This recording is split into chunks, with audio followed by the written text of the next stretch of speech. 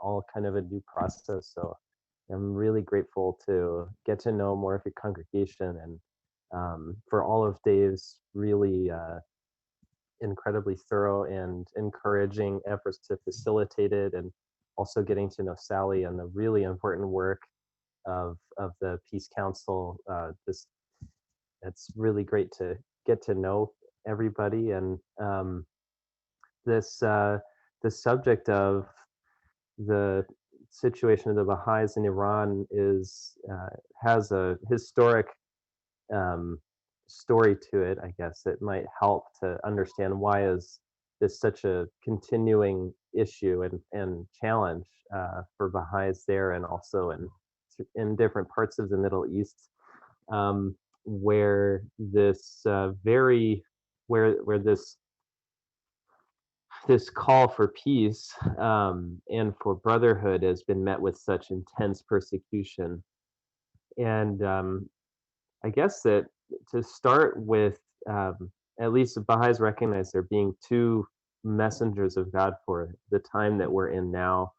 The persecution began even with the very first of these what Baha'is recognize or believe are divinely inspired figures like Christ and um, Moses and Buddha and Krishna, and that they're all teaching the same religion basically. Um, and even before all of our written records, there were messengers like this. And so this similar drama with many of the divine messages, or at least inspired messages, um, come with a lot of resistance from the ecclesiastical hierarchy of that time. And also the message of the first of these figures, the Bab, was deeply revolutionary in a way, changing so many different relationships in a very organic manner, um, especially jihad and the equality of men and women, and the direct relationship to the sacred text rather than through a priest or through someone else's interpretation. These were some of um, the basic principles that the Bab was slowly abrogating jihad, or making it impossible for jihad. When there was also at that time a lot of messianic fervor. So these notions, especially because of the Bab's influence, and the Bab's name means the gate. The clergy of that time tried everything they could to try to suppress his message and himself, and ultimately it ended in his execution, which was witnessed by different nations actually, because it was such a popular movement. Russia and France and the British Empire were deeply interested in what was going on, because Persia was obviously a very large empire itself. And um, because of this, that persecution didn't end, and there was confusion in that empire at that time. Basically, a lot of dislocation occurred, and the there was a large massacre of over 20,000 of these early followers, and a persecution of what was then for the Baha'is the second of these messengers, who was basically attempted to be tortured to death. Um, so this basically became, there was sort of an, through the development of the Baha'i community in Iran, and worldwide, and international attention, which that had also been the other theme throughout all of this, was that the Tsar of Russia interceded on behalf of the Baha'is very early on in the late 1800s, and challenged uh, uh, the Shah of Russia, of the Shah of the Persian Empire, saying there's no justice in how this group is being treated. Do you even know what's going on with them, or why you want to persecute them? Do you believe what your ministers are telling you?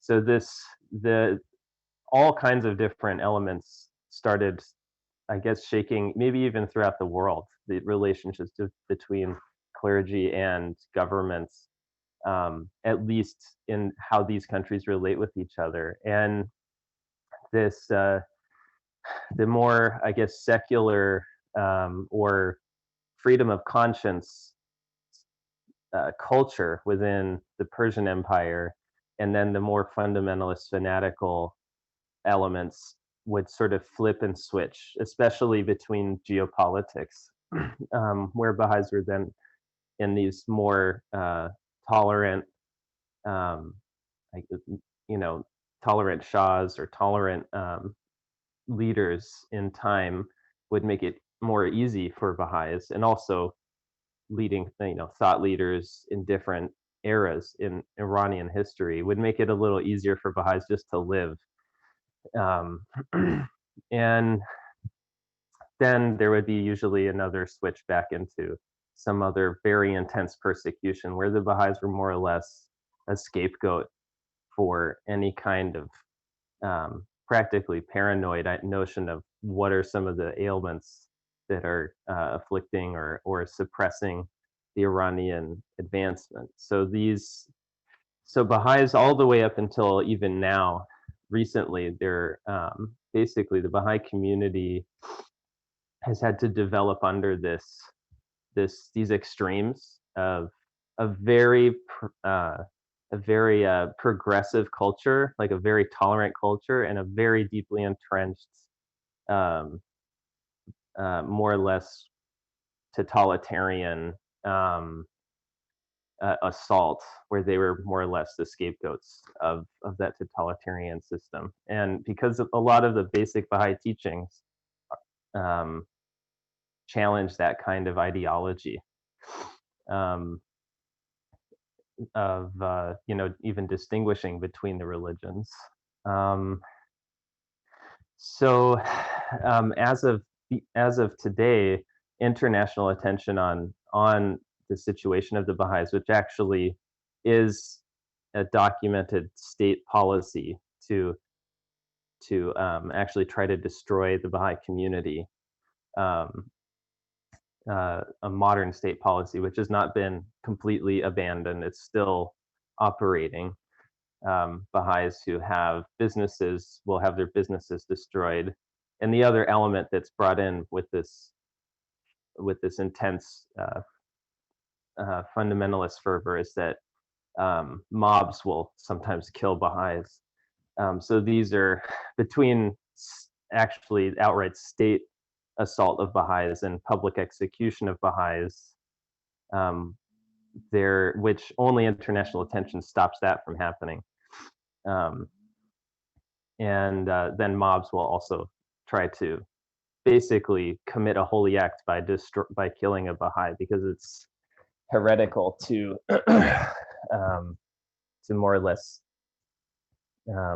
recognize either of the Baha'i messengers under that thinking system. So international attention on this is really the only thing that gives protection for the Baha'is. The Iranian government has committed to international covenants on human rights, but it doesn't apply them with how it treats the Baha'i community. And so the more that basically there's the efforts, especially in the States, of senators and representatives, and also at the UN, help to ensure that the Iranian government understands that their standing in the world, really, in terms of respect from other cultures, is, it depends on how they treat their minorities, and that is that actually does ensure that the most severe persecution of the Baha'is is abated. But still, to this day, the Baha'i community has to more or less educate itself in an underground system. It's a Baha'i more or less requirement to achieve a high degree of education, and also to to be willing to die before recanting faith. So one can't. The Iranian government recognizes that and makes it impossible to attend any higher education institution. If one says that they're Baha'i, they have to recant their faith to actually receive a higher education. So there's this fairly sophisticated Baha'i university system that's underground that often gets attacked and raided at gunpoint just for teaching advanced math.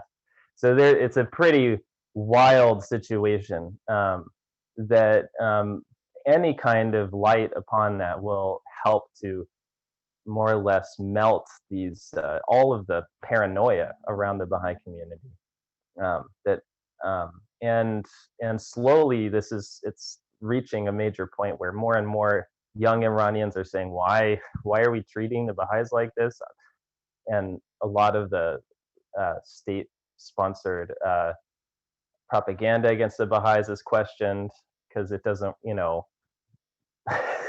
have any reality to it. Like the Baha'is are all fornicators and perverting the culture, and it's fascinating. So it's kind of a part of in Baha'i understanding of actually the United States and Iran have this interesting kind of union, like a spiritual union, and um, and it seems at all levels that there's this ironic element that, as some of our weaknesses as a country come out with Iran, and the that nation's weaknesses come out here, and we actually can help each other to be more true to ourselves rather than fear-based.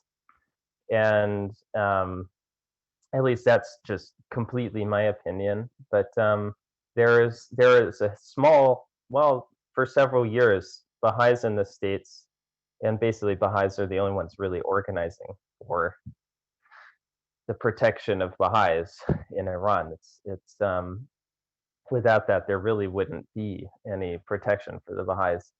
Um, so it sometimes can seem that it's a little self-serving, but if it's a life and death situation. So we're not, by trying to make sure that Baha'is have the right to life in Iran, have a right to an education, are treated as dignified people like the other citizens of Iran. We're not excluding other issues that we care about, which are vast, especially peace in the world. That is the primary aim of the Baha'i community, is to assist in establishing uh, universal peace, or peace in this planet, so that there's no more wars of incursion of any kind. And um, I'm probably going a little over time, but I guess the other element is that there have been these resolutions which Baha'is have been organizing in the States and in countries around the world. But in the United States, that's at least these efforts for these House resolutions, which they always pass, but it's more or less about awareness building, and also senators and Congress people stating publicly that they are co-sponsoring these statements, where basically those who represent the United States are condemn the abuses of Baha'is in Iran. And uh, when Sally and I had met, and spoke, um, there's language within these resolutions for targeted sanctions on individuals within Iran that are actually, more or less, they're the ones who are enacting this persecution. So it's not wide sweeping sanctions, but it's probably besides just stating it, this is one of the only other ways to have some kind of feedback for those who are responsible for trying to destroy Baha'is. Where even if you have a grave as a Baha'i, it's expected that your grave will be defaced or destroyed, so nobody knows where you're buried. The treatment of the Baha'is in Iran is abhorrent. where if you're a Baha'i child, you have to sit in a corner and read the Quran and you can't be touched. Um, some of my friends who actually left Iran who were Baha'i, the stories of them trying to just secure their education is it's and many of them have friends who either their teacher was killed, um, and for what? Because of their religious belief, because of the freedom of conscience. So where that kind of human rights abuse occurs, words are not quite enough to at least say those who are really promoting this propagandistic these lies to try to scapegoat a minority and rob them of their basic human rights and even try to threaten to kill them. There has to be some kind of um, uh, more or less feedback beyond just saying this. The United States doesn't is condemns this. um, but the issue with peace between the U.S. and Iran, this is something where Baha'is, we are absolutely publicly focused on international peace, and that this kind of an issue would have nothing to do would not at all increase tensions with the United States. They're basically separate issues, with at least how Baha'is relate with of the representatives. We even say like we're actively against any kind of policy of regime change. So the Baha'i issue in Iran actually it can become a major force for less hawkish policy. But we don't generally tell governments how, like, unless it comes to basic rights of Baha'is, or we try to educate different groups about things like the equality of men and women. We don't like condemn governments because of some of their ignorance, unless it comes down to them destroying people or policies like killing people because of their beliefs. But generally, we try to take a stance of illuminating issues as opposed to having a, a sort of criticizing like the U.S. government's policies, or we try not to tell governments what to do. We try to support international law and highlight international law, and where there's gross abuses, then we have to come out with these kinds of efforts. So when it comes to things like peace within the U.S., we are really clear with the U.S. and Iran. We're really clear about our priority of trying to build peace between these countries and between all countries, and but we try to keep that outside of a ridicule or a criticism. We try to build relations, and that's basically how we try to approach other issues that don't threaten the lives and of individual people because of religious persecution itself.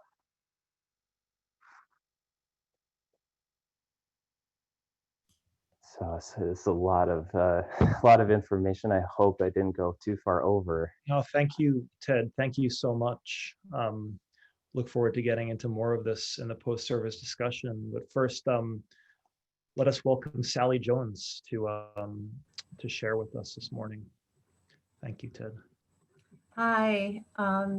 Thank you so much, Ted, for that amazing talk and explaining what what the Baha'is have gone through in Iran.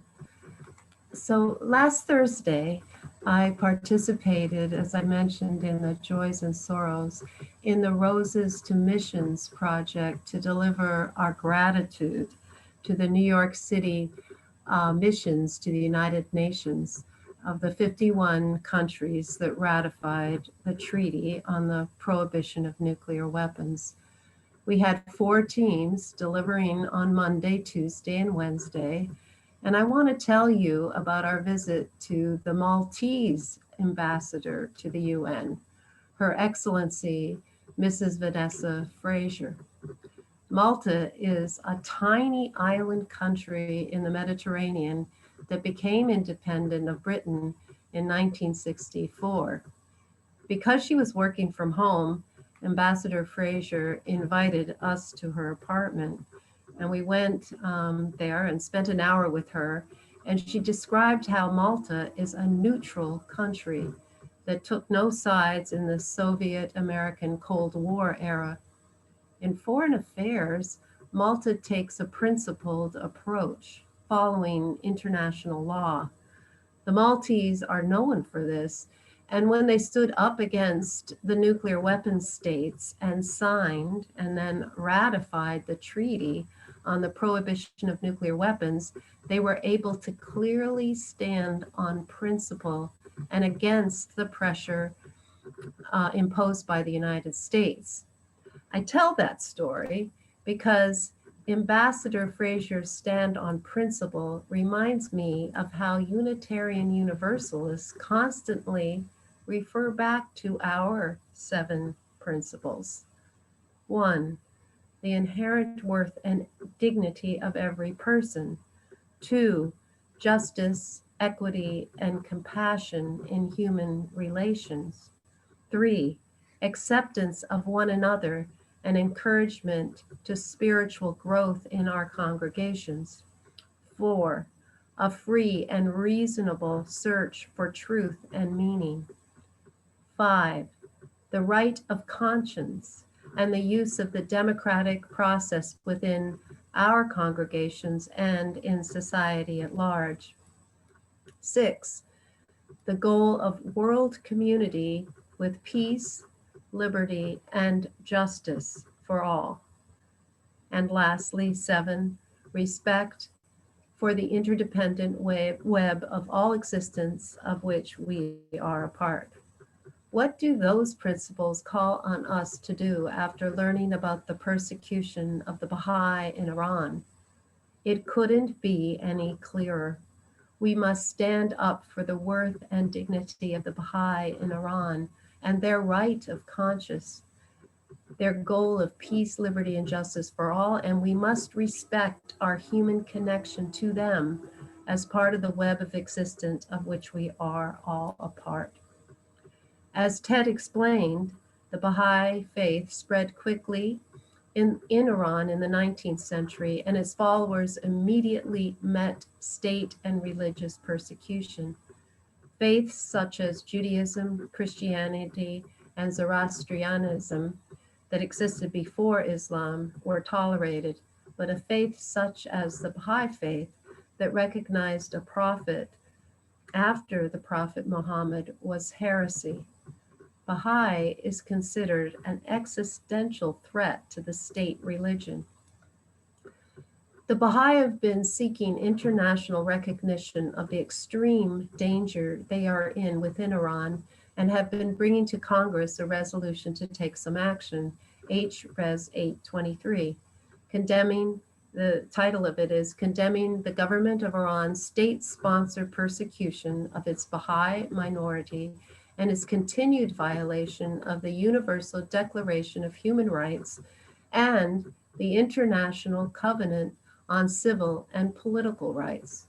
This resolution actually passed the House just a little over a month ago, and Ted said it regularly passes, but it passed on December 10th, 2020 by a voice vote, so there wasn't a roll call.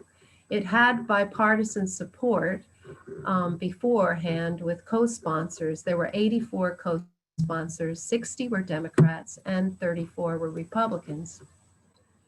When this resolution was brought before our church board of trustees to endorse it last fall, I realized that I knew very little about the plight of the Baha'is in Iran. For the last 16 years, I'd been working hard as a member of Peace Action to prevent war on Iran. Through that advocacy, I learned more about the history of US policy towards Iran.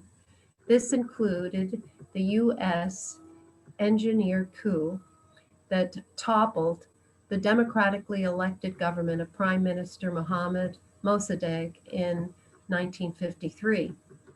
Note that Prime Minister Mossadegh did not support persecution of the Baha'i and saw Muslims and Baha'is as Iranian equals. After Mossadegh, the US supported the autocratic rule of the Shah Muhammad Reza Pahlavi for 26 years until he was overthrown by the Islamic Revolution in 1979. The US supported Iraq during the devastating 8-year-long Iraq-Iran war. Then more recently, in 2005 and 2006, President George W. Bush ratcheted up rhetoric that threatened military action against Iran. After the disastrous wars in Afghanistan and Iraq, it seemed unthinkable to expand the US war on the Middle East to Iran. The argument for war was based on Iran's potential for developing a nuclear weapon. For the 8 years of the Obama administration, we saw a movement towards diplomacy that resulted in an Iranian nuclear agreement between Iran and what is called the P5+1 states: China, France, Russia, the United Kingdom, and the United States. These are the permanent members of the UN Security Council, plus Germany. There was a long, hard struggle to get Senate support of the agreement. With Israel strongly opposing it, senators like Chuck Schumer of New York withheld their support. It was only after heavy persistence by the diplomats, the Obama administration, and the efforts of a coalition of civil society that the agreement was finally accepted by the US Senate. Meanwhile, since 1979, the US has been imposing sanctions on Iran. These sanctions began in the 1979 revolution. President Reagan, President Clinton, and President George W. Bush imposed more sanctions. Some sanction relief was promised with the Iran nuclear agreement, but was only partially realized. Then President Trump caused chaos by withdrawing from the agreement completely and imposing even stiffer sanctions, making it impossible for Iran to sell its oil or to do international business transactions. These sanctions have crippled the Iranian economy. Iran's oil income has plummeted, the prices for basic goods for Iranians has increased, and access to critical imports such as cancer treatments is impossible.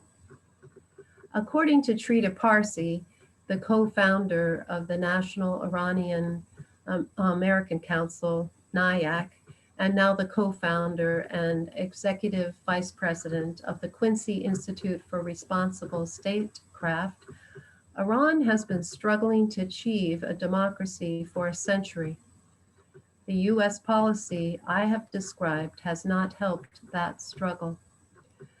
So when I heard that HRES 853 had wording to impose more sanctions on Iran, I wanted to be sure it wasn't another tool to attack the Iranian people. I think that there is some of that motivation in Congress, that this resolution coincides with other actions that would support either military action against Iran or further sanctions that would harm the Iranian people. But when I asked my friends at NIAC, the National Iranian American Council, they said that they do not impose this resolution. The persecution the Baha'is face is related to the persecution that they face as advocates for democracy in Iran. As UUs, we have an obligation to stand up both against the persecution of the Baha'is in Iran and against the harsh sanctions against the Iranian people by the United States. And I believe we can do both. So back to you, Dave. Thank you so much, Sally. Maybe as we reflect on what we hear, we can do so as we sing this, I think, appropriate song that Carolyn Clark will play for us, hymn number 1053. How can anyone... give me a minute. I have to get that set up. Of course. Yeah. So maybe while you're getting that, thank you, John. All right. I guess we could kick off our post-service discussion. Thank you for a wonderfully informative message, both Ted and Sally. Before I forget, maybe I'll take this opportunity to do this. The next service in our religious persecution series will be on Sunday, February 14th at 11 a.m. with Ghani Khalil about religious nationalism, the Modi government, and Muslim persecution. But now that I've gotten that announcement out of the way, I guess I don't know what's the best way to do this. Does anyone have a question for Sally or Ted or for both of them? By the way, I'm not sure how Zoom works. I muted all a while ago because we had some feedback issues when we were testing. So I guess you can hopefully can people unmute themselves? Hopefully that'll, yeah, okay. So we should be good then. So just just make sure you mute yourselves after you speak so that we don't have those feedback issues. So anyway. Yeah, I just want to thank Ted so much for being here. 10 minutes is hardly enough to explain the history and what the Baha'is have gone through in Iran. And you did an amazing job to give us a sense of that. I am amazed. So thank you, Ted. Thank you so much, Sally. Yeah, your words are just really profoundly just brought so much joy to like overwhelming joy to my heart. I can't thank you enough for your feelings and thoughts about all of it. Yeah, I was thinking how Unitarians in Iran would have the same fate as the Baha'is.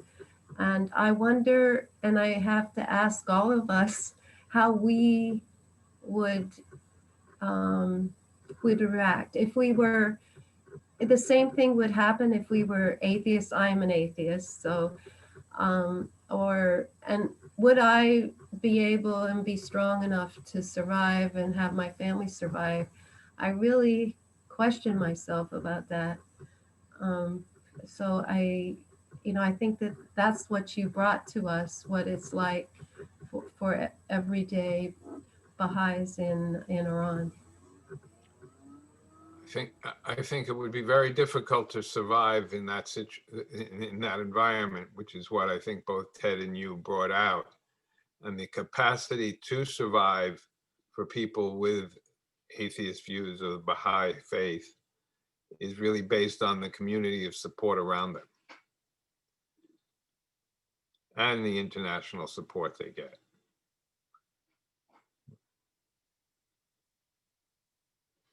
Yeah, absolutely.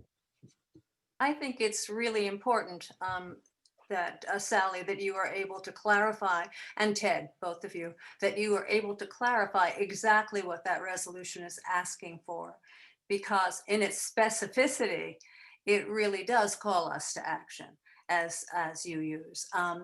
In a more global sense, which is what I think we were concerned about, it would have been in conflict with our larger principles. But that was very, very helpful, both of you. Thank you so much. It really, really clarified a lot for me. Thank you, Ruth. I don't think this is the only time that in the United States, because we are here with our underneath this government with its long history of imperialism, neocolonialism, strong arming with nuclear weapons, etc., that we have to stand up to the foreign policy that is affecting the rest of the world, and it's not always a simple, situation that you're standing up to. I think because I've been involved with peace action and had to dive into some of these conflicts with disagreements, but within the peace community, within the liberal community, it's been a challenge, I have to tell you. One just came up recently about Syria. which, is a horrible situation, with the civil war since the Arab Spring. And there are people who are pro-democracy, who, really want to see the toppling of the Assad regime, which didn't happen. The regime was able to survive with the help of Russia, and it was, a civil war that brought in all these international players. And the U.S. supported regime change, and yet there's many people who are against the idea of the U.S. trying to promote regime change, and within that were these advocates for democracy trying to hope for a better Syria, and they allied themselves with some Islamic, different Islamic groups for survival, and it got very, very complicated. So believe me, it is not easy to navigate. And, I think that's why I learned a lot just listening to the ambassador of Malta and how they follow their principles. And I feel like we're lucky, as you use, to have a set of principles to follow and guide us through navigating some of these complex situations. I think it can be very helpful. Sally, on that score, we reference our principles, all the time. And we do, and we know them, and we reference them. But honestly, hearing them again today recited by you, so thank you for doing that. I think it was just really a great reminder for like how profound our principles are. And they really are a set of principles for just how one can live a life and can live a good life. And the fact that, we're part of a religion that really embraces those principles. And we're even flirting now with an eighth principle. But just for that little bit, besides the goodness of Ted's talk and your talk to kind of bring this this issue, and just the fact that we questioned it and brought it full circle to then fully understand, I just think is another emblem of the kind of faith that we are all fortunate to be a part of. So, thank you both for the insight and the broadening of our experience, and the fact that we can look at this experience, through our core principles, I think was just a very good thing for all of us. So thank you. Thank you.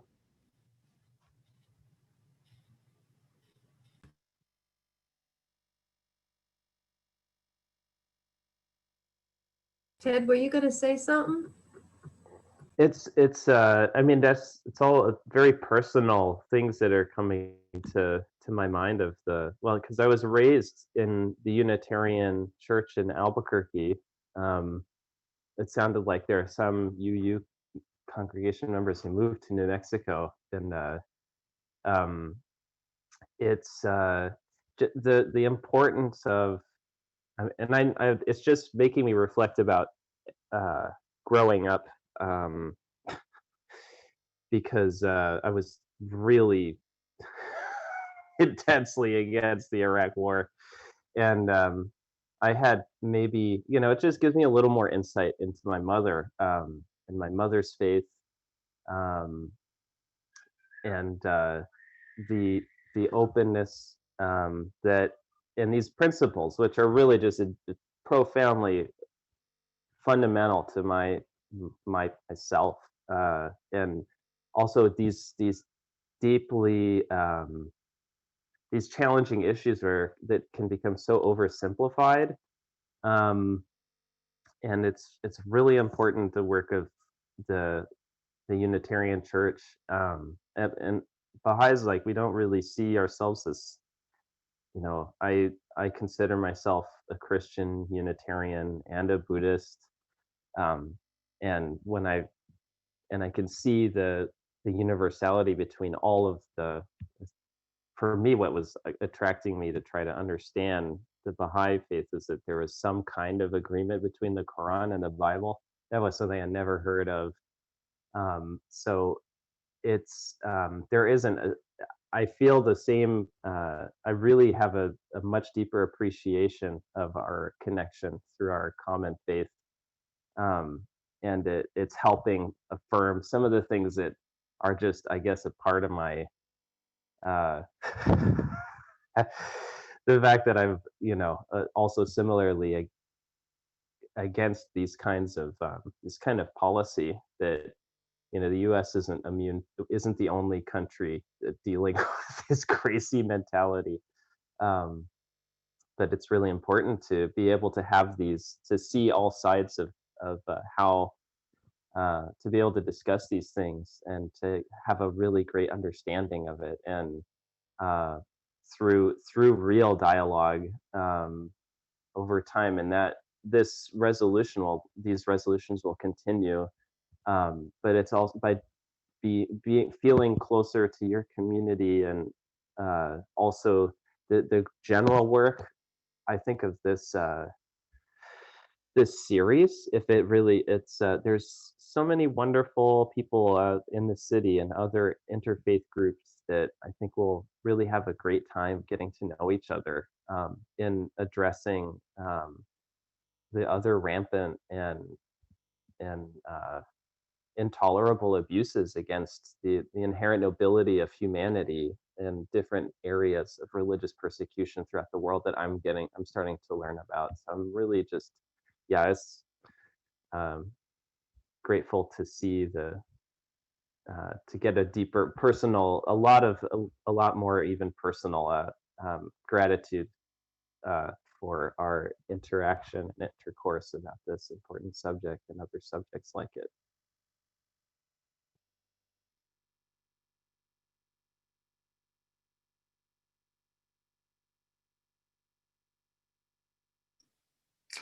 I think that Sally touched on something really important, and that is our governmental role and our acts of imperialism over the decades. That certainly doesn't render us innocents in all of these horrible abuses that we see around the world.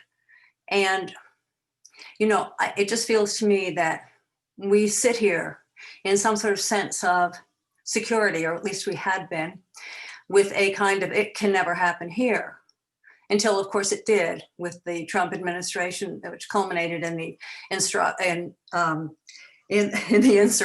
which is just, we've taken the lid off and we don't even know where it's all going to go. So we're in a rather perilous position, I think, as we look at our nation moving forward.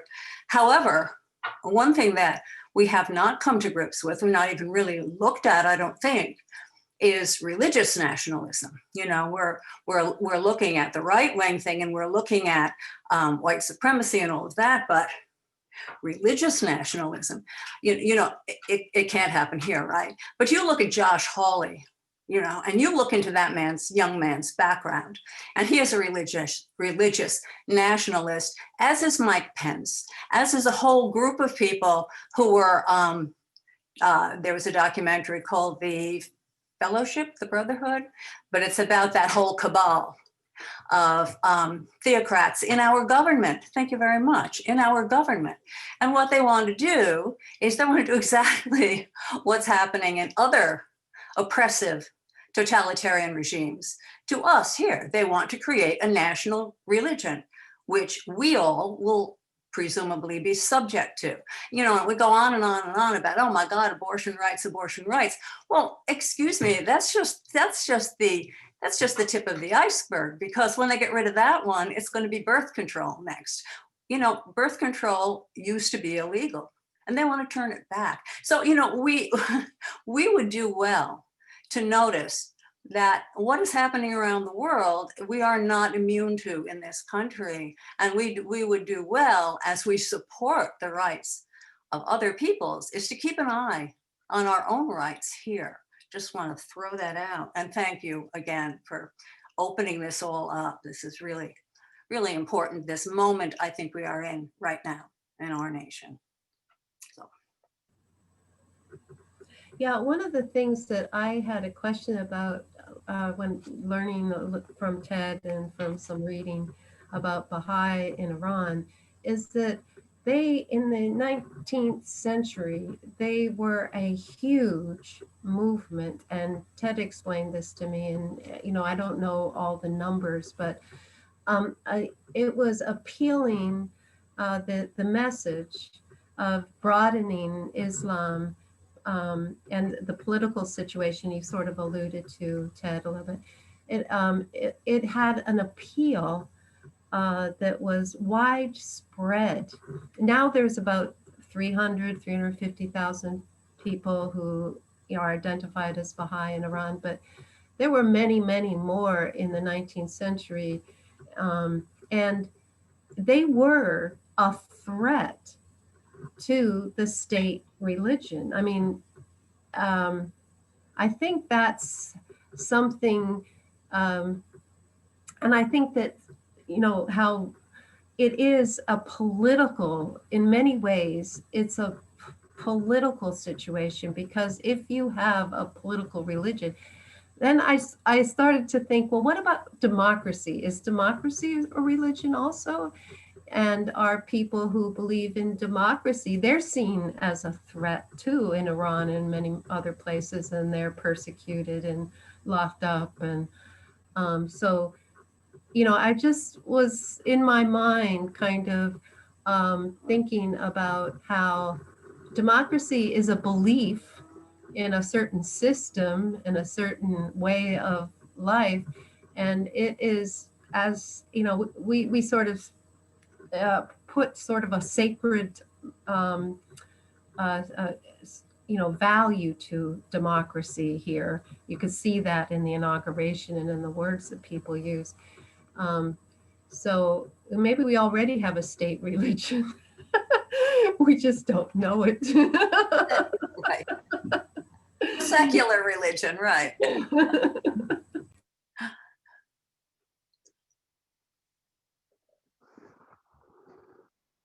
I think there was someone who had just shared too, that someone had passed.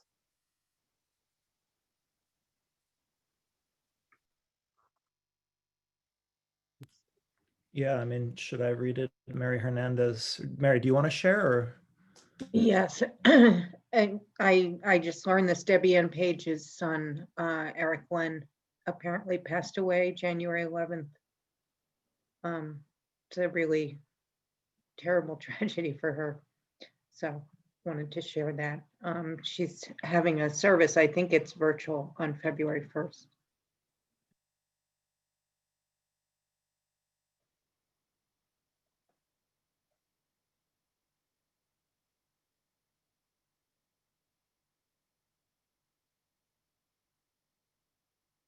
Mary, I'm sorry. Did you say there's, I got distracted. There's going to be a memorial, did you say? You're muted. I think it's a virtual service on February 1st at 7 p.m. She has it posted on her page. Oh, great. Thanks. Very sorry to hear.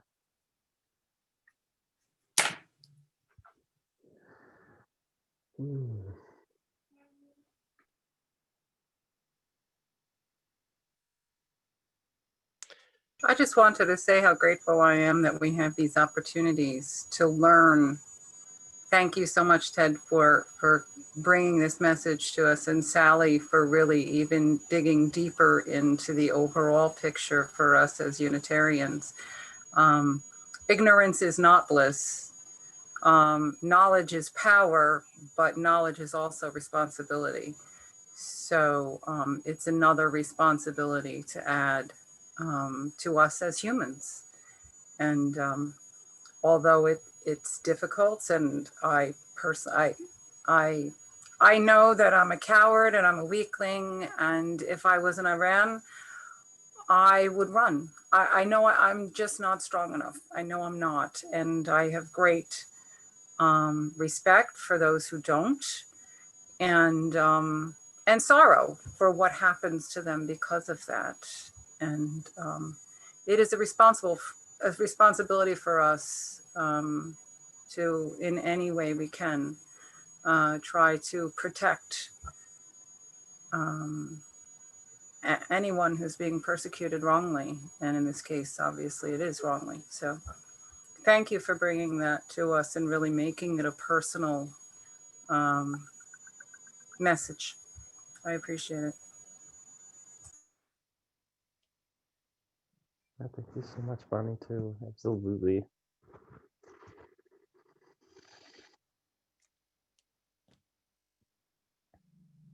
Yeah, this whole it's there's a couple of related, I guess, just Baha'i writings that this that over any religion, if religion is a cause of conflict, we're better off without it, and it's actually the most religious act is to abandon that religion, and that's somewhat the impulse of this, of the more, I guess, the secular freedom of conscience approach, that sadly that it also relates, kind of becomes materialism starts to come in, which as a part of us actually even freeing ourselves from this this kind of conflict based belief, um and this the love of the of our spiritual truth, of the reality that we are all one people, of the unknowable divine that's reflected in everyone, that the love is really the force that is it's to overcome this fanaticism.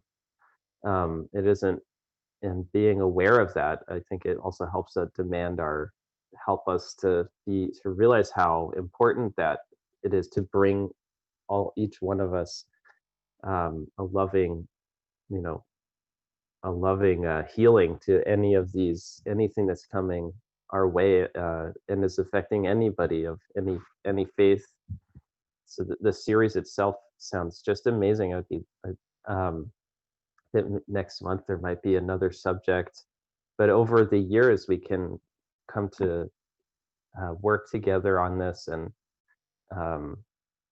I think it's confirm, like, the effort of it is, I'm just so grateful that this effort in this conversation with Dave has led to so many amazing relationships, that really can do something very real in this line. And it's also because there's this a care of a sensibility to not look at this in a vacuum or any of it. And so all religious persecution and peace, so not letting any of these things become a means of conflict, any of this religious persecution a means of conflict, and also that we're addressing religious persecution for all people. I think that is very powerful, that kind of potential, we can nurture that together and grow more, or I guess weave a richer tapestry in our part of the United States of New York, that is such a rich, beautiful part of the world. And so I think it's just confirmed that this actually, as humble and simple of an area of even expressing one's principles, it actually can make a huge difference, especially as we continue over time. And I'm really grateful. It's deeply rewarding to just get to know the congregation. I can't thank you all enough for making the space for this. I think we have to thank Dave. Dave. He was very patient with both of us, wasn't he? Well, thanks, Ted. Thanks for, approaching me and asking me, hey, could you all sign on with this? And it was, I was on the board at the time, so it was just easy to bring it to you all. And, I think that's great. Like, what am I trying to say? Just I don't know, just the act, Ted, of like, I don't know, in my mind now I'm sort of processing. So, but I think I find, hopefully it's helpful to other people. You know, like for me, I might be a little bit hesitant of going to somebody and saying, hey, can your church sign on to this? But I think, I mean, that's what we got to do, right? We have to, I mean, when it comes to us, like a little step, sometimes we might have a thought. I mean, maybe for Ted, for you, maybe that's small potatoes, right? But maybe I'm just talking for people like myself, you know, sometimes one might have a thought in one's mind that, why don't I do this? But then it's like, no, that's too much.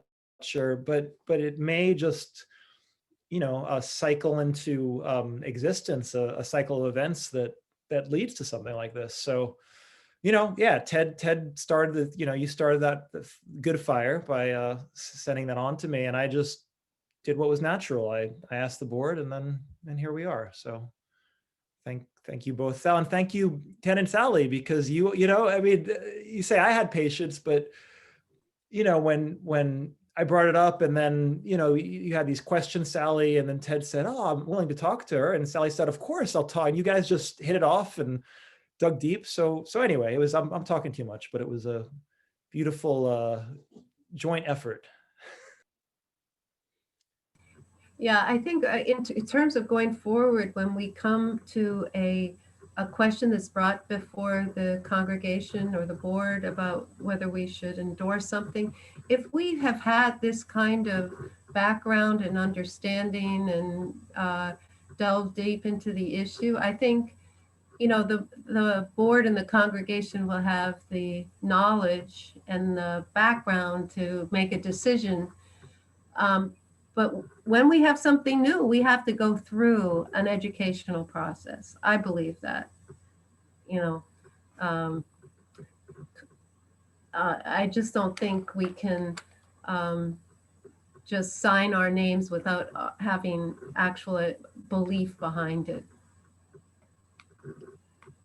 I have a question I'll throw out for, you know, moving forward, maybe thinking about that at least seems debatable to me. It may not to other people, but I wonder about sanctions on Iran. It seems to me that perhaps there's a strong argument that we should not have economic sanctions on Iran. I mean, economic sanctions are a form of warfare by another means, in my opinion, but they may be fully justified. I don't know. But I think that's a more controversial question than the one that we sort of addressed today. And I would wonder if the UU Church would support or would be interested in supporting, and this is looking not now, but deciding for the future, whether we would support a resolution opposing economic sanctions on Iran. I would be happy to bring that into the congregation, because it is not just Iran where sanctions have been way overused. And then the sanctions that are in this one resolution are not the broad economic sanctions. They're very specific individuals. And there's some question about the utility of that, I believe. But these broad economic sanctions that have been used against Cuba, Venezuela, actually we have them over many dozens of countries that actually hurt the regular people. Think of North Korea. North Korea basically can't do any kind of economic activity right now, not just because of the pandemic, but because of the sanctions. And the UN, the United Nations, is also guilty. The Security Council is also guilty of using sanctions. And they are a form of warfare from the point of view of, you know, peace action. We lobby against the use of sanctions there, you know, in general.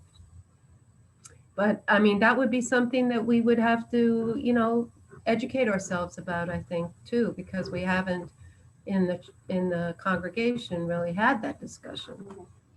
Yeah, I wonder if some of those thoughts haven't been brought to the UUA, you know, for the study issues. I know we've talked about divestment was one, divesting from fossil fuels was a big one that passed. We're always looking to, there's a group of us that are always looking to BDS for Israel, which of course is never gets the full support that we would like. And yeah, UUA wouldn't move on that, I don't think. But maybe on sanctions of the type we're talking about here, that probably is something that, we could take to the UUA. I don't know, Mary, do you have any intelligence on that?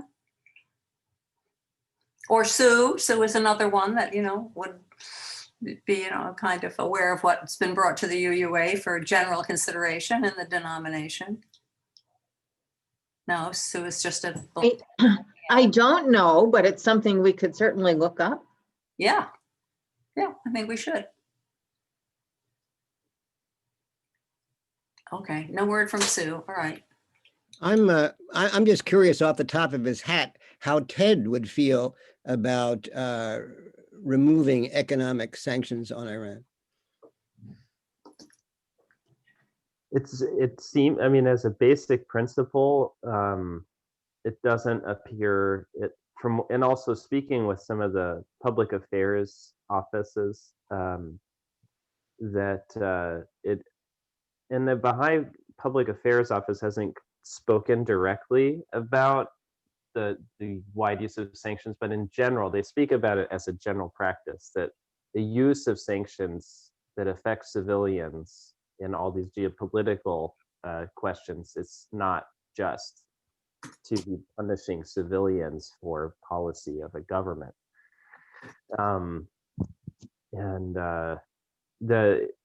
The probably one of the other major principles in the Baha'i movement and faith is just to more or less to try to transcend or even remove completely the party contest and political party sort of agendas, and also that tend to divide and confuse a lot of the issues. So that's one of the other major considerations in speaking with governments. Like, it's really trying to focus on principles instead of like outright trying to tell governments what to do. That's generally the, try to host spaces to say, how does sanctions unjustly affect civilians? Raising awareness around how this doesn't, it's not a just action. That would kind of be, that's my best description of maybe how that would be addressed as another issue. Well, thank you. That's good. I see Josiah has his hand up. Josiah is actually a friend I met through TED, and I've actually haven't seen him in a while. And I thought of you this morning, Josiah. I'm like, man, Ted Hall's going to be speaking. I got to invite you. So Josiah got the message late since I sent it late, but here now you have your hand up. I see, Josiah. So what would you like? And this is just an open discussion, by the way. You don't have to raise your hand in the future, but it's all good. However you want to roll. But yeah, go ahead. Yeah, hey everybody, I'm Josiah from TED. Everybody can hear me. Yeah, I didn't know. I just wrote my head. I don't want to I came into the discussion like that. I don't want to jump into the discussion. I'm like a late person, so that's why I did that. I figured look a little improper, but yeah, I just wanted to say I was concerned like what you're saying about the UN and sanctions. Like in my opinion, also as I myself, as I would say that the origin, from what I see about in history of a lot of those sanctions, don't seem to ever really be about addressing like religious persecution or political persecution concern. So I would say that I would say that trying to have something against those sanctions, like because of the damage that I see that it's done to some countries, really like even like paralyzing the economy, especially in Mexico. I would say that it's it would be something that's good to bring up, because I feel like the origin is not, due to trying to attack some political problem, and it's caused even more problems a lot of the time than it solves a lot of problems. So I would say that it's something just for, even as an opinion of mine as a Baha'i. Yeah, that's a Yeah, that makes sense, Josiah. I think what you're saying, it doesn't really address the problem. I would say that a lot could be done if we had more exchange, cultural exchange. And that a lot of times I see that there's sanctions against people traveling to countries or having educational exchanges where people actually learn from each other. I think that on top of questioning sanctions, we should also be opening up cultural avenues of exchange, so that we can go to Iran and Iranians can come here, and same thing with North Korea, Cuba, and Venezuela, wherever, because that's where that human connection really helps tamp down some of the misinformation and hate and that we have in the world. It'd be amazing to see that.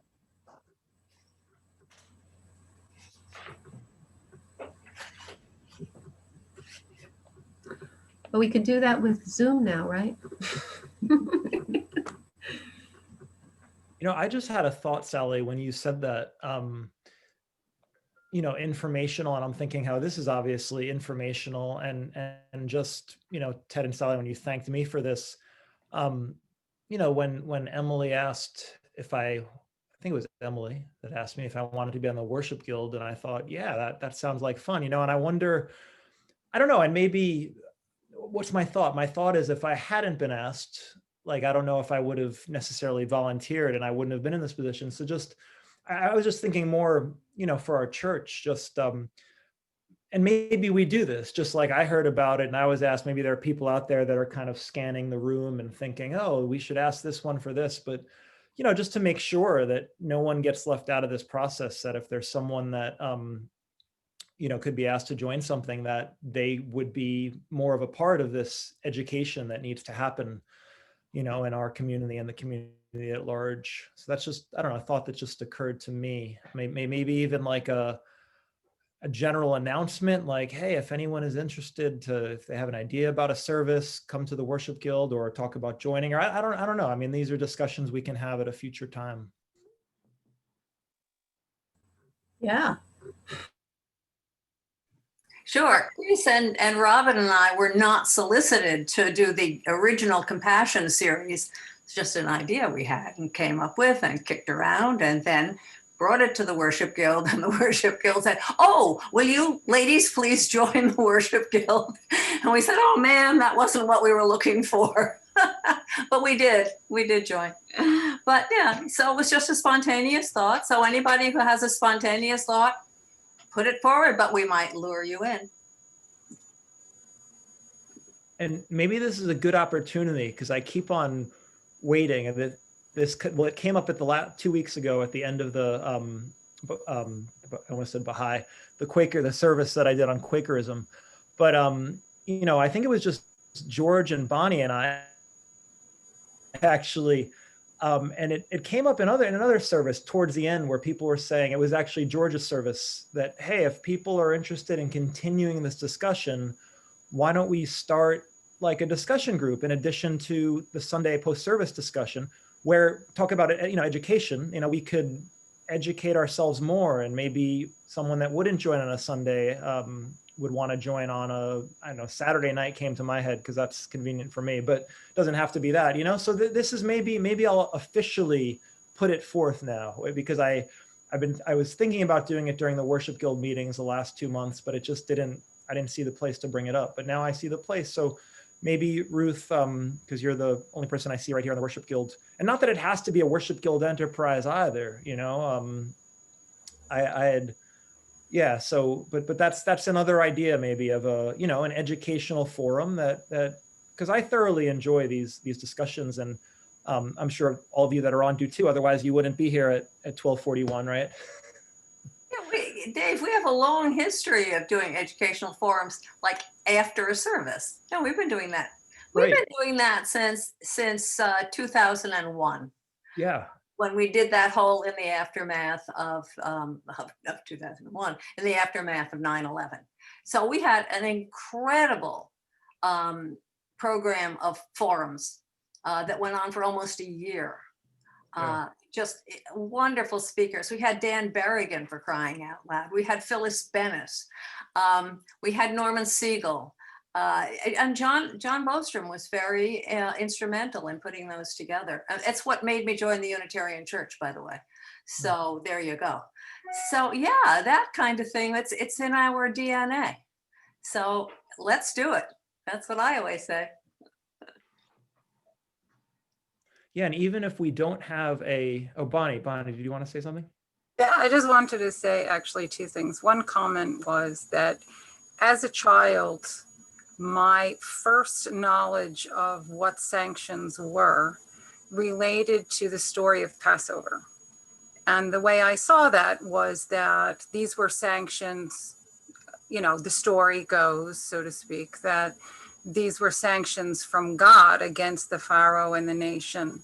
And it did injure not so much the Pharaoh, but it did in fact injure the citizens.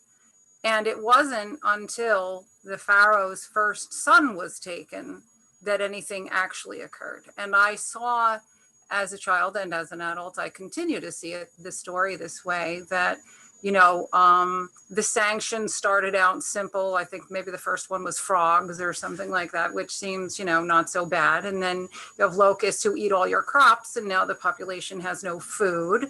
So we kind of see that in what's going on now with the strong sanctions, that the population doesn't have food, or they don't have other supplies they need. And it builds and it builds and builds until the firstborn son is taken. The firstborn son I see as war. Because who goes to war? Usually it's the firstborn son who goes to war and is killed. And of course, it hurts the population more than whoever the ruler is at the time. And it wasn't really, according to that story, if I remember correctly, it wasn't until the firstborn son of the Pharaoh who was actually taken. And then finally, there was a change. So I think that's what we see, that it builds and builds and builds. But again, sanctions really injure the population, not the government. So I see that as kind of part of what we're talking about now, that sanctions don't really make political changes. They injure the population. The other thing that I wanted to say was that we have Ted here to talk to us today, and I think it was Sally, I'm not sure, who brought up about interchange of education. And I'm wondering if there's someone that Ted may be connected to who has even more personal experience with what's going on, who we may be able to speak to. I don't know if that's possible. I certainly wouldn't want anyone to be put in danger because of that. But that may be another interesting conversation that we may have, again, as long as no one is in danger. Yeah, absolutely. I could imagine later on, with some lead time, some of my friends who grew up in Iran would be able to share more of their personal experience, and experience of their, what it was, how it was actually growing up in Iran as Baha'is. That would, for sure, if that's of interest in the future, that would make it, that'd be great to try to find. And I'm sure there's a number of my friends who grew up in Iran who live in New York. So I'm sure that they would be happy to share about that and explore some of these other, especially the question of the cultural exchange itself, like just as a wider effort. I think that's really a wonderful thought to promote and to advance that Sally was sharing. For sure, I'd love to try to, if that's of interest, for sure, I'll go ahead and try to find them, and it shouldn't be any danger to them. A lot of them are very, in the States, highly public, and In Iran, for sure, it probably would be more challenging. That might be another interesting question. I have a question about that. I know that there are, in certain countries, when persons who are in the United States, who are family members of persons who are in the country, act in a certain way or voice certain opinions, the persons who are left behind in the country, the family members, are then persecuted more strictly. And I'm wondering if that occurs also. That's a great question. I feel like I probably don't have an accurate read on it. I'd imagine it might be a little different because there's no party or political aim that the Baha'is carry. It's really just their basic religious freedoms. So, you know, if a Baha'i started speaking out directly against like for political change or something, then that probably would result maybe in something like that, where family members then might be even more targeted. But I have no clue, like, actually. So it would be a great question to ask them to see, like, is there any kind of no-go zones that otherwise they might even speak about, or in another scenario could cause undue targeting or undue attention that'd be misconstrued to cause harm back among family. I've heard stories myself from other Baha'is where that's been the case, where their family has been targeted like that. So I think there are some instances of that. I've heard some stories where that's happened, where somebody they might have targeted they were targeting them, but then they targeted their father because they were trying to push them to, become the faith that they wanted them to, which is usually Islam. But not, so yeah, I've heard that's happened in some of those cases in Iran.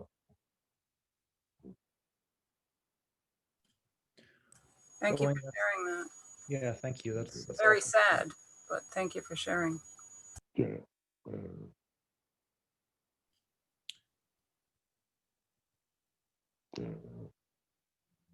Yeah, I definitely will say I like this forum as well. I'd like to, in the future, be part of any discussion you'll have. Yeah, that would be awesome. Yeah, I'll definitely, Josiah, let you and Ted know about the next, religious persecution series. And I can even let you know about every service that goes on every week. Maybe something will pique your interest. But on that note, I was thinking earlier, Ruth, when Sally mentioned education, and so in my mind, even if it doesn't necessarily even have to be that we get a speaker in, but because and I don't know if this is the right time for this, but maybe why not? I'll put it out there because there's a couple people, it takes a village, right, to get these ideas off the ground. And I could use villaging right now if I'm making up a word there. But, in my mind, when I was, I think, first talking to George about it, part of it was the discussions that we had after his service and after the Quaker service and what we're having now. Probably I should get on these more often, right? Every discussion is probably just as good. I mean, they're so good. And it's almost like people are like, oh, I have a commitment, I have to leave. But it seems that they could go on longer. So this is idea of having maybe another night, and having, that's Saturday nights in my head because I'm booked every other night, but to have, and, to continue a discussion or to have, because I remember even when we had this, Sally, when you and I talked about this issue the first time with the congregation, it was after Tat Fu spoke, and we had a long post-service discussion after his thing, and then so our discussion went after that, and it went kind of late. So I mean, part of the thinking is just there's more to talk about, and there, no one wants to sit here on Sunday until the sun goes down. So but why not if there is, but yet they would if there was more sun, perhaps, what I'm saying? If there's more hours in the day, we would want to do this. So why not make another hour in the week? Well, we've always done them on a Sunday after service because people are at church, so we used to be in the building and then we'd all go have coffee hour and then we'd come back into the sanctuary and do the forum. So, and it made sense because you try to get this gang together on any weekday night, I mean, good luck. Because everybody is so over programmed, that there's no Right. way you can pull people together on a weekday night, and nobody's giving up Friday and Saturday night. Forget it, that's not happening. So this always seemed like, the place to do it. And in fact, we're going to have our, our mid-year congregational meeting after the service, right here on Zoom next week. And that's a meeting that usually runs, well, I don't want to say. Hopefully not Let's say 2 an hours. hour. Let's say an hour. It could run 2 hours, but no, it's only Hopefully not. Don't scare people away. But yeah, so no, Dave, I think you continue the idea of forums and either building off something we've already done, or, oh, here's the service, and that leads to, wow, a thing that we might discuss related to, not directly, out of the service itself, but related to, so you can just go into after the service is over, just as if we were leaving church and, going into the sanctuary for our forum. So, we should kick this around and just keep talking about it in these kinds of groups and wherever. And perhaps for as long as the pandemic exists, other times might be functional. It's hard to judge because we are mostly all at home. There are some that are not, Yeah. I'm sure, but it might be that there is the capacity, appetite for doing something off Sunday. I don't know.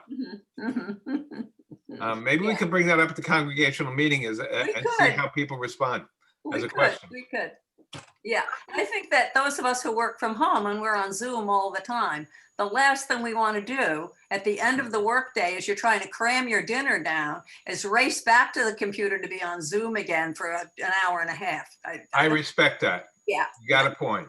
Yeah. Okay. Thank you. What about, I agree, because I'm also super busy during the week. And I know, Ruth, you said no one's going to want to give up their Friday or Saturday night, but I don't know. After I had kids, maybe because a lot of your kids are grown up. After I had kids, we don't go out on Saturday night. Yeah. So that's a quiet, that's a nice time. Well, in the pandemic, we're not going out on Friday and Saturday, I guess, either. I guess that's just when we watch Netflix. I don't know. Right. No, that's Saturdays. Yeah, right. I think it is a great idea to have another discussion time. I know, Dave brought this up before, and I believe George brought it up also, that, and during the pandemic, things are different. I'm not saying, if there were a discussion group at another time for an hour on a different evening or whatever,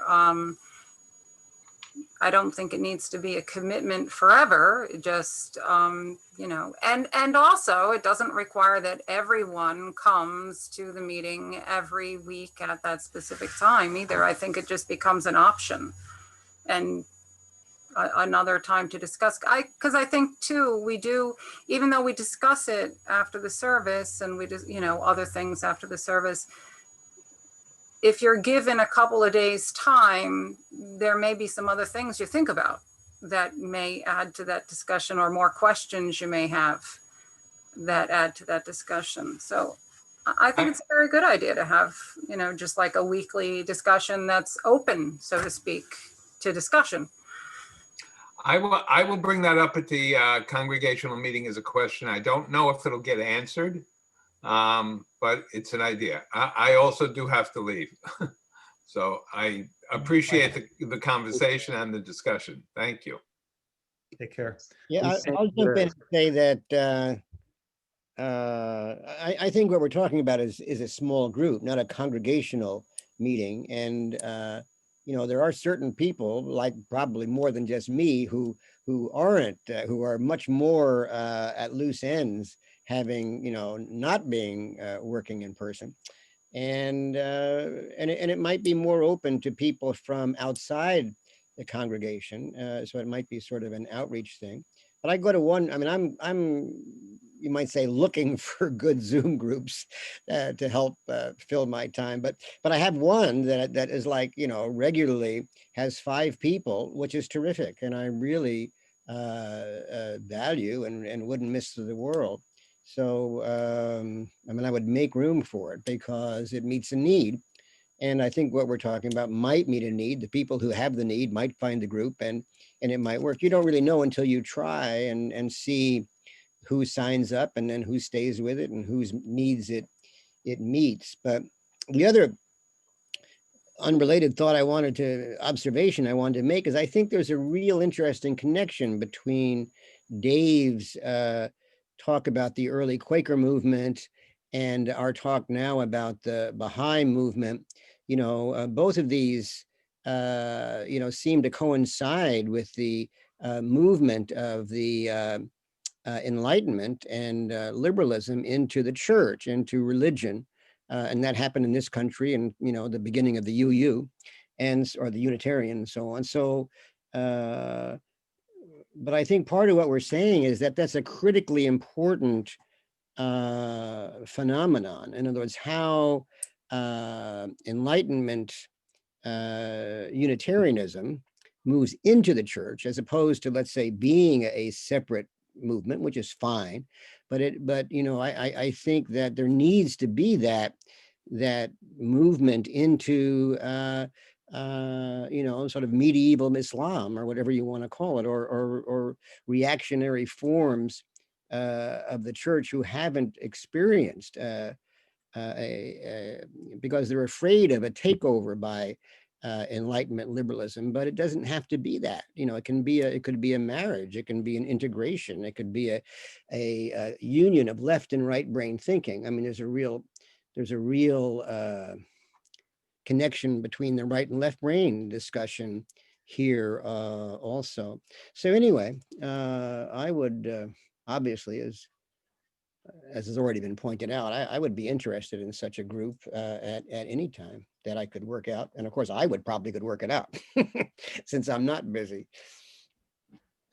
Yeah, and I'll you know, Mike, I guess, is gonna bring it up in the whole congregation meeting. But like you said, I mean, now I've put it out there to the worship guild, so it could be a worship guild sponsored thing, which is, you know, it's just like you said, we put it out there on an email, and whoever wants to join. And if people want to, as somebody brought up, want to invite people outside the church, that's another opportunity for other people to just jump in and grow themselves. I know it grows me being.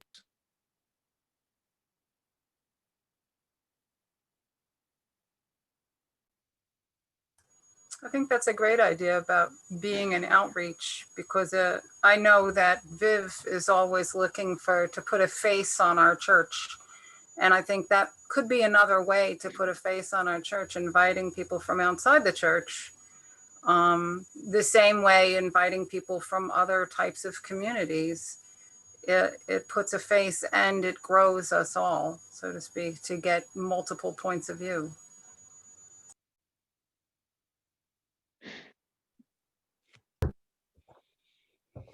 Yeah, I mean, it's slightly unrelated, but I think, well, this series itself, there was interest among the Interfaith Council at the Friends Meeting House. It's, I think, the oldest church in the 5 boroughs, the Quaker Meeting House in Flushing. And I know there's a lot of Baha'i engagement in that Interfaith Council. So that would be, if we had a second discussion from one of the, maybe even Josiah maybe knows some of, since we can almost go telescope, because beyond New York City, but some of the Baha'is, Josiah's friends in Texas or in other spots that have had those other experiences, maybe a couple of Baha'is, we could thread, you know, this discussion within that and have engagement with that group throughout between now and then the next gathering about the religious persecution in India, I think, of the Muslim community. I think that's the subject. It'd be fascinating, and I think others would like to join together in that, and maybe help support that kind of a discussion as as just sort of maybe even help sort of rotate the facilitation of that and like the programming of that, so it's held by multiple groups. But I think I myself have to start heading out, but I can't thank you all enough for this wonderful day together. Thank you, man. Thanks for speaking. Thank you so much. Thanks so Yeah. much. Oh my God. And the music is it George? Was it you who had recorded the song? No, that was Rob Landsman and his wife Elle. I forgot her last name, but sorry, but I was actually anyway. Yeah, they were. I thought Elle or Rob was on the call. I think they recorded in advance because they were going to be on the road, but one of them at least listened in. But anyway, yeah, they're not around now, but they're regular fixtures at our church. They often do music. So beautiful. The whole program was so beautiful, and again, give them my warm embrace or greetings and thanks for that wonderful rendition of the Sissencroft song. It was really wonderful, and so cool to see you, Josiah. Man, I miss you so much in New York. Yeah, man, good to see you too, man. Yeah. Talk. Yeah. Love you guys. Take care, Ted. Yeah, maybe this is a good time to break. Maybe I'll just say, well, if you have to go, Ted, go. But I can say one last thing that it's what you said struck my mind. But if you got to go, that's fine. Yeah, no, just because George, it reminds me of what I was talking to you about. Rotating hosting duties. Right, when I was talking to George about this, because George is part of actually a different church. I always think of you as a church that never closes. I forget the official name, but I had this idea, and kind of to your point too, Bonnie, I think you said something about bringing other people in, and Ted just mentioned it. But this idea that it's not just a Unitarian thing. It's like 1 week, and I guess they do this with the friendship dinners too, right? Like 1 week the Unitarians host it, 1 week the Bahá'ís host it, 1 week the church that never closes hosts it. So that's another idea for this that also could strengthen community, where the UU church is pretty strong in and of itself, but now maybe we can be as strong with others, or start to be, and that I think creates a greater force, a greater potential for action and good in the world. Good. Cool. Any last? Sorry, is that George? I said good note to end on. I've only got till 1 o'clock too. I have to go also. Cool. All right. Great to see you all. Take care. Bye-bye. Thank you so much, Dave. Nice meeting everybody. Thanks for coming, everybody. Have a great week. You too. Everybody, yeah, great to see you. Yeah, man, great to see you again, Dave. Great to see you too.